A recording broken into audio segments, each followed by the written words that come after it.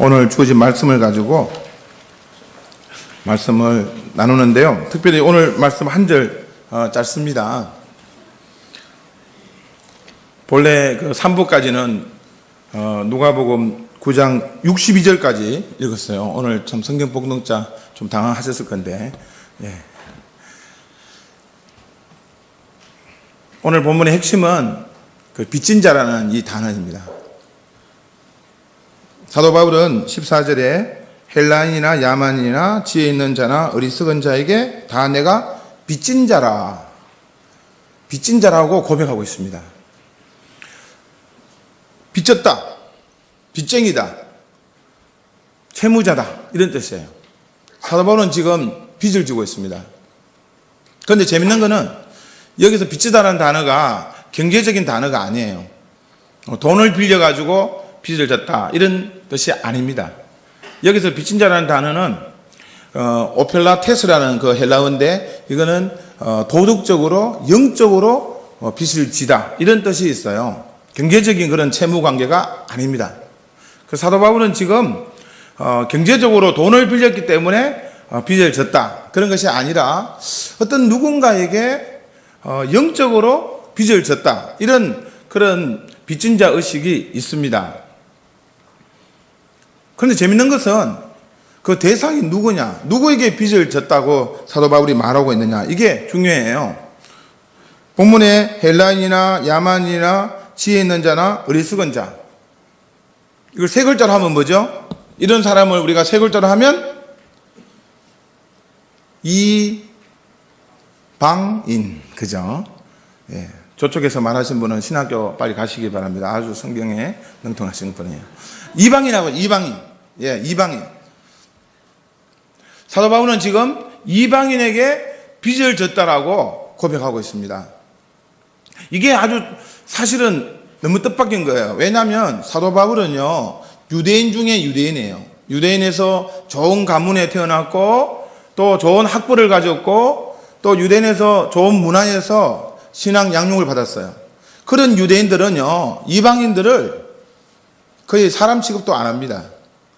이방인은 마치 하나님 나라의 땔감 정도로 여기고요, 심지어는 개다, 이방인을 자기들은 부를 때 개라고 불러요. 그래서 유대인들이 뭐 이방인에게 빚을 졌다? 절대 그런 말을 하지 않습니다. 더구나 사도 바울 같이 그런 유대인 중에 유대인은 이방인에게 빚을 졌다는 표현을 할 수가 없어요. 그런데 오늘 사도 바울은 저 이방인에게 내가 빚을 졌다, 빚진 자다, 이런 고백을 하는 거예요. 어떻게 해서 이런 고백이 나오게 되었을까요?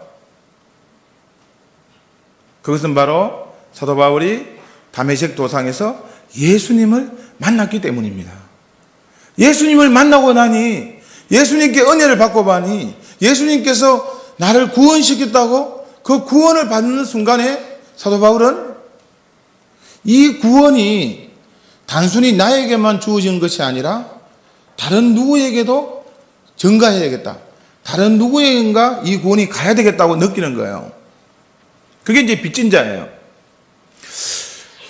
만약에 사도 바울이 예수님을 만나고 난 다음에 내가 구원을 받았으니까 이제 나는 천국 갈 때까지 그저 조용히 그냥 묵상하고 신앙생활을 하면서 주님이 부르시면 천국 가야 되겠다, 그렇게 해서 다메섹 도상에서 예수님 만나고 난 다음에 이런 기도원에 가가지고 그냥 종이나 치면서 조용하게 성경 묵상하면서 천국 갈 날을 기다리고, 그게 아니죠. 사도 바울은 예수님 만나는 순간에 주여 내가 무엇을 하리이까? 주님, 제가 왜 예수님을 만났습니까? 주님, 저에게 어떤 사명이 있습니까? 주님, 저를 통해서 무엇을 드러내고자 하십니까? 여러분, 소명은 사명을 동반하는 거예요.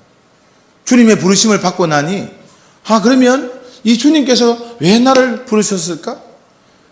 이 부르심을 내가 어디로 갚을까? 그것이 바로 빚진 자예요.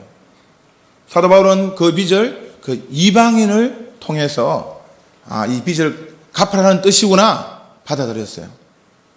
내가 구원받은 것은 저 이방인 때문이다. 심지어는 이방인 때문에 구원받았다, 이런 의식이 있어요. 고린도서에 보면 내가 복음을 전하지 않으면 내가 하가 미칠 것이다. 내가 이방인을 섬기지 않으면 내가 하를 받는다. 이런 뜻도 되는 거예요. 그것은 이 빚진 자라는 이 의식이 이건 정말 주님께서 해도 되고 안 해도 되는 것이 아니라 주님께서 이것 때문에 나를 구원받게 하셨다는 뜻도 되는 거예요. 자, 그러면 여러분들은 지금 어떤 빚진 자 의식을 가지고 있습니까?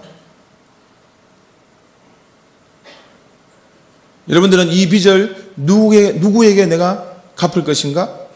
혹은 어디에서 이 빚을 갚을 것인가? 어떤 영역에서 이 빚을 갚을 것인가? 그것을 확인하셨습니까? 주님이 여러분들을 불러주셨잖아요. 구원받게 하셨잖아요. 그러면 이 구원받은 이 은혜를 내가 누구에게, 어디에서, 어떤 영역으로 이 구원을 갚을 것인가? 이 은혜를 갚을 것인가? 얼마나 그런 생각이 내 인생을 사로잡고 있습니까? 그런 빚진 자 의식으로 살아가고 있습니까?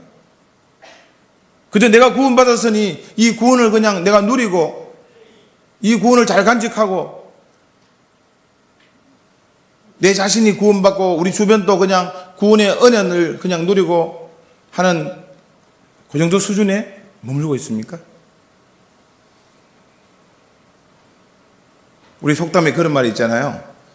죽은 자 살려주니까 보따리 내어놓으라. 주님께서 여러분들을 살려주셨잖아요. 우리를 살려주셨잖아요. 근데 우리는 또 계속 보따리 내놔라 그러는 거예요.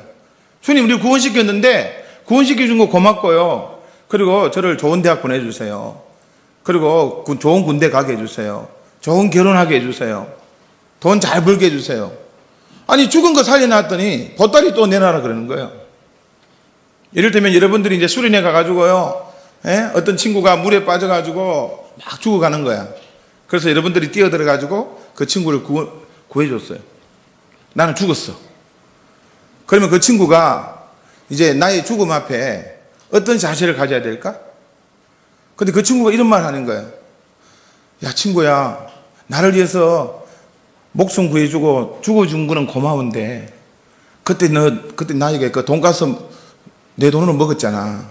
그 빚을 언제 갚을 거야? 이런 말 할 수 있습니까? 그때 나에게 구워간 그는 어떻게 해?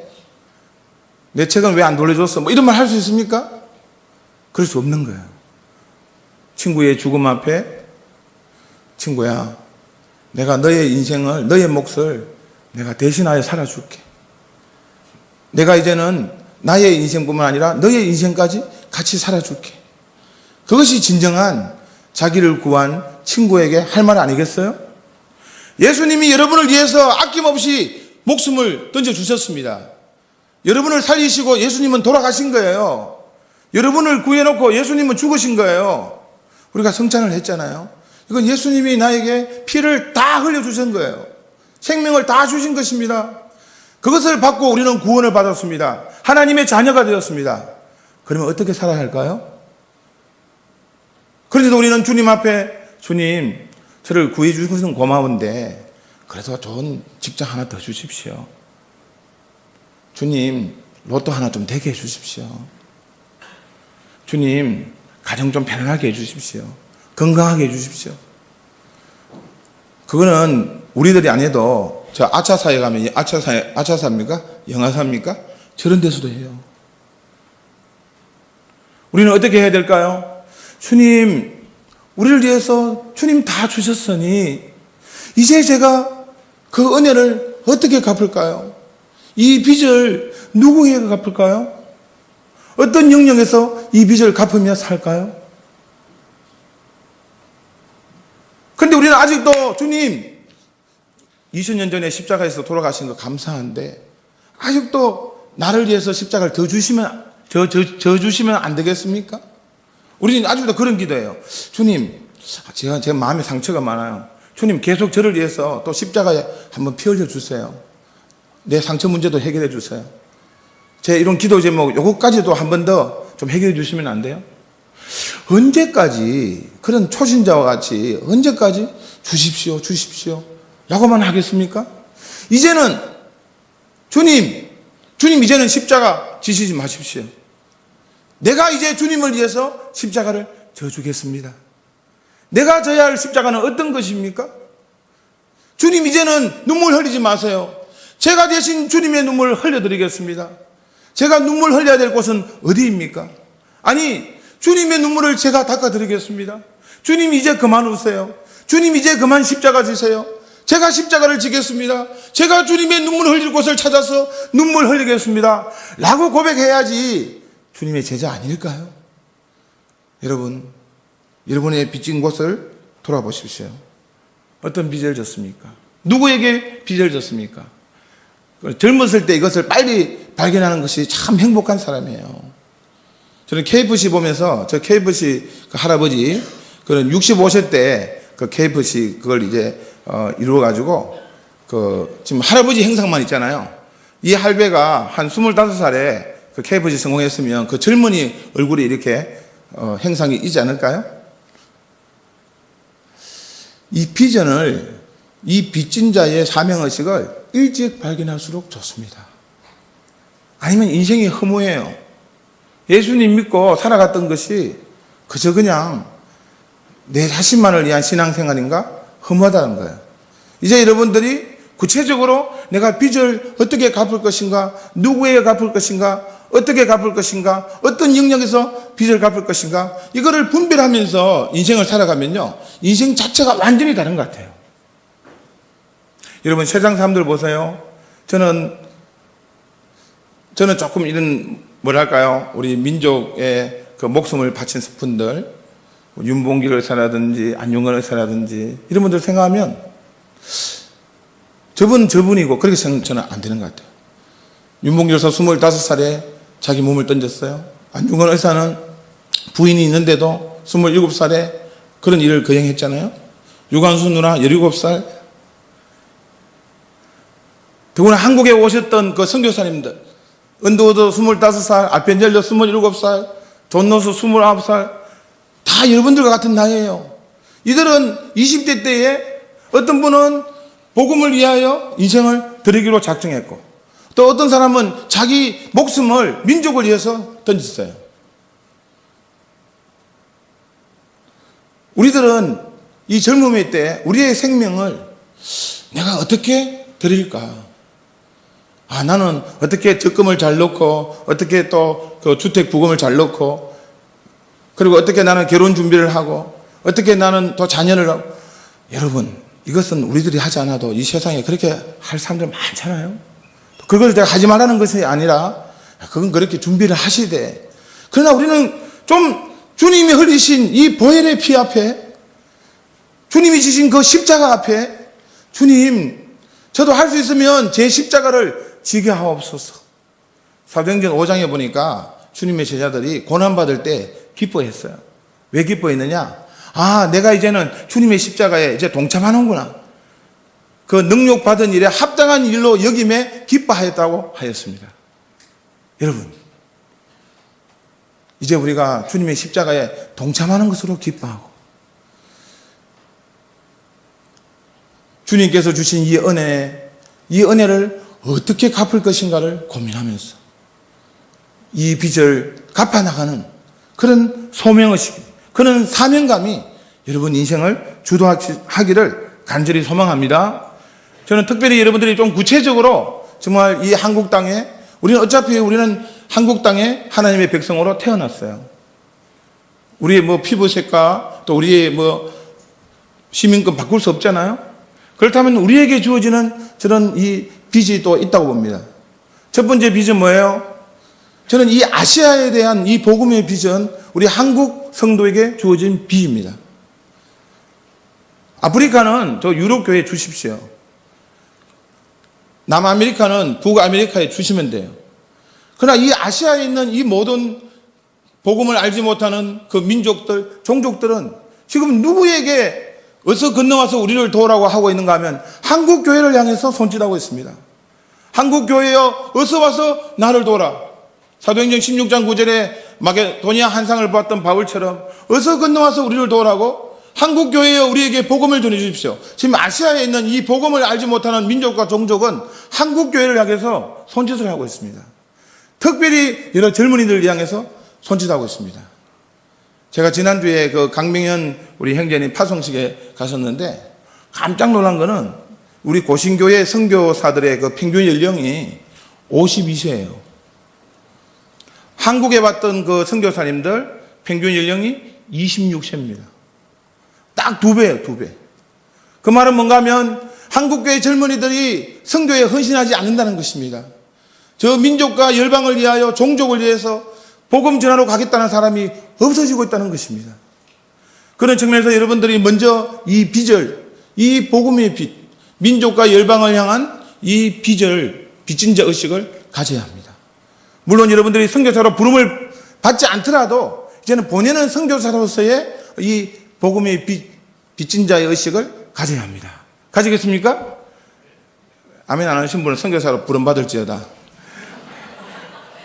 두 번째는 저는 북한. 여러분 지금 최근 북한 핫이슈잖아요. 특별히 지금 서울에 있는 여러분들은 북한산을 늘 바라보는 여러분들은 북한의 빛을 가져야 됩니다. 물론 그 북한은 한자가 다르지만은 지금 1시간 거리에 저 북한이 있잖아요. 2,400만 원이나 되는 그 사람들, 우리는 지금 몇 명 그렇게 본다고 막 하지만 저 2,400만 된 저 사람들이 1시간 거리에, 서울에서 밑으로 1시간 거리 같으면 수원 같은 데에 여러분 복음을 알지 못하는 2,400만 명이 그 밑으로 있다고 한번 생각해 보세요. 근데 그 땅은 예전에 동방의 예루살렘이라 했고 2,000 몇 개나 되는 교회가 있었어요. 우리 수원 밑에 교회가 지금 하나도 없고 거기 있는 교회들이 다 무너졌고 거기에서 인구 300만 명이 굶어 죽었다는 소식을 들으면 여러분들이 지금 이 서울 땅에 있는 우리들은 어떤 마음으로 살아야 할까요? 여러분, 저 세상 사람들은 관심이 없어요. 저도 오늘 어떤 것을 보니까 우리 한국 젊은이들 통일에 관심 없고 통일되지 않기를 바라는 사람이 절반이 넘는다는 그걸 보고는 여러분, 하나님의 백성들은 달라야죠. 단순히 인권과 민주화나 혹은 북한을 그런 걸 떠나가지고 저 땅에 하나님의 교회를 어떻게 하겠습니까? 무너진 우리 조국의 교회들을 어떻게 하겠습니까? 평양 대붕운동 장대행교회, 주기철 목사님 산정행교회, 토마스 선교사 기념교회, 그 무너진 교회를 누가 재건해야 되겠습니까? 여러분들이 해야 돼요. 여러분들이 북한 땅에 가야 합니다. 이것이 바로 빚진 자의 사명의식이에요. 주님, 저 북한 땅에 제가 빚을 진 마음으로 살겠습니다. 여러분들이 저 북한 통일 운동가가 되란 말이 아니에요. 적어도 우리는 저 북한의 빚진 자의 그런 삶의 자세의 어떤 모양이 있어야 되는 거예요. 그리고 한국교회를 보십시오. 한국교회가 지금 신학교, 물론 저는 잘못된 신학교가 많기 때문에 신학생이 적어지는 것 이해합니다만, 그러나 지금 한국교회 신학교 지원자가 급격하게 감소하고 있습니다. 왜 그렇습니까? 별로 메리트가 없는 거예요. 물론 한국교회 목회자들의 저는 이 문제점도 분명히 있다고 봅니다. 하지만은 주님의 몸된 교회를 섬기고 주님의 마음으로 목양을 해보고 싶은 그런 젊은이들이 사라지고 있다는 것, 이것이 문제인 거예요. 그래서 여러분 할 수만 있으면 한국교회를 위해서 빚진 자를 의식을 가져야 합니다. 비록 우리가 목사가 아니더라도 제가 한국교회를 정말 제대로 진심으로 섬기는 그런 주님의 직분자가 되겠습니다 라는 그런 빚진 자 의식. 그리고 수많은 영역들, 여러분 우리 주변의 수많은 영역들, 여러분들이 있는 그 직장, 어떤 직업 혹은 학교, 이것이, 이 영역이 누구의 것입니까? 주님의 것입니다, 여러분. 아브라함 칼프가 그런 말을 했죠. 하나님의 주권이 미치지 않은 영역은 한 뼘도 없다. 모든 것이 하나님의 주권, 모든 영역이 하나님의 주권이다. 그렇다면 여러분들이 있는 그 학교나 어떤 직장이나 거기에 하나님이 주인됨을 선포해야 되는 것입니다. 그래서 내가 어떤 영역이든지 어떤 직업이든지 내가 그곳에서 하나님의 주권을 선포하는 그런 빚진 자로서 살겠다는 다짐이 있어야 돼요. 그것도 저것도 아니면 하나님, 저는 주어진 달란트를 최대한 하나님을 위해서 섬기는 쪽으로 살겠습니다 라는 고백이 최소한 우리에게 있어야 됩니다. 그것이 바로 빚진 자 의식입니다. 여러분 한번 확인해 보십시오. 구체적으로 한번 확인해 보세요. 누구에게, 어디에서, 어떤 영역으로 주님의 빚을 갚아나가는 삶을 살까? 구체적으로 누구 혹은 어디에서 어떤 영역으로 이것이 여러분에게 주어진다면 정말 여러분들은 젊었을 때 행복한 사람입니다. 주님의 이 부르심, 소명과 사명을 받은 사람이에요. 그래서 여러분들이 좀 더 주님 앞에 온전히 그 인생을 살아갈 수 있고 그 인생의 그 목표와 목적이 분명한 그런 것이 되는 거예요. 여러분 인생에 사는 목적이 뭡니까? 무엇이 여러분들을 살게 만듭니까? 목적이 이끄는 삶, 그런 게 있잖아요. 어떤 하나님이 주신 거룩한 어떤 목적과 그 목표가 내 인생을 또 일어서게 만들고 어떤 낙심 속에서도 다시 희망을 갖게 만들고 그리고 그 상처를 딛게 만들고 우리에게 분명한 그런 목적과 목표가 다시 한번 일어나야 합니다. 그래서 모두가 절망의 시대라고 지금 하고 있습니다만 저는 그렇지 않다고 봅니다. 소망이 있습니다. 소망이 있어요. 특별히 성령을 받으면 우리 젊은이가 꿈을 꾼다고 했잖아요. 이상을 본다 했잖아요. 여러분 꿈꾸는 젊은이, 이상을 보는 젊은이가 있으면 소망이 있어요. 비록 헬조선이라 하고 뭐 5포, 7포까지 나왔지만 그러나 예수 그리스도가 여전히 우리 민족의 주, 열방의 주, 내 인생의 주인 되심을 고백하고 선포하는 사람이 있다면 소망이 있습니다. 소망이 있습니까, 여러분? 소망이 있는 사람은 이 벽이 문이 될 수 있다는 것을 믿는 사람이에요. 어떤 산이 있으면 저 속에 동굴이 있고 저 동굴은 터널이 될 수 있다는 것을 믿는 사람이에요. 절망 속에서 소망을 노래할 수 있다는 것입니다. 오늘 여러분들이 다시 한번 내 인생의 소망을 다시 한번 회복하시면서 내가 어떻게 하면 주님 앞에 이 사랑의 빛, 이 복음의 빛을 갚을 것인가? 누구에게 갚을 것인가? 어디에서 갚을 것인가? 어떤 영역에서 갚을 것인가? 주님, 저를 어떻게 사용하시렵니까? 주님, 제가 무엇을 하다가 주님 앞에 부름받으면 좋겠습니까? 이런 좀 거대 담론이 있기를 바라요. 영화 1987이 있잖아요. 저는 그 87년 세대잖아요. 적어도 저는 뭐 운동권에 뭐 어떻게 했다 이런 것을 우리가 말할 그런 건 아닌 것 같아요. 저는 다만 저들이 민족을 위해서 뭐 조국을 위해서 몸을 던지고 뭐 고문받고 하는 그런 것들을 저는 하나님 나라의 백성으로서 저들은 저렇게 헌신하는데 저들은 저렇게 몸을 던지고 불사르는데 나는 하나님의 백성으로서 주님을 위하여 몸을 던질 수가 있는가? 저는 그것이 제 87년 그 세대의 제 고민이었어요. 우리 하나님의 백성은 적어도 저들은 다른 세상적인 것으로 저렇게 몸을 던지고 죽어갔지만 나는 그러면 과연 하나님 나라를 위해서 주의 몸된 교회를 위해서 나는 내 몸을 던질 수가 있는가? 그것을 하지 못하면 나는 저들 앞에 아무 말도 할 수 없는 복음도 전할 수 없는 자라고 저는 생각했어요. 그래서 적어도 주님 나라를 위해서 하나님 나라를 위해서 나는 몸을 던져서 살 것이다. 주님이 저를 필요한다면 언제든지 저의 생명을 주님께 드리리라. 주님, 제가 이 빚을, 이 사랑의 빚을 어떻게 어디에서 갚을까요? 적어도 그렇게 살아간 것 같습니다. 여러분, 이 세대를 본받지 말라고 했죠.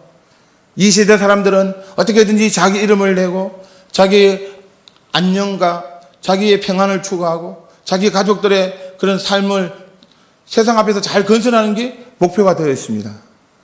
여러분들은 그 목표를 좀 다르게 가지기를 원합니다. 주님, 저를 위해서 다 주셨는데 이제는 주님은 좀 가만히 계세요. 주님은 이제 십자가 지지 마세요. 제가 십자가를 대신 드리리이다. 자기 십자가를 발견하고 자기를 부인하고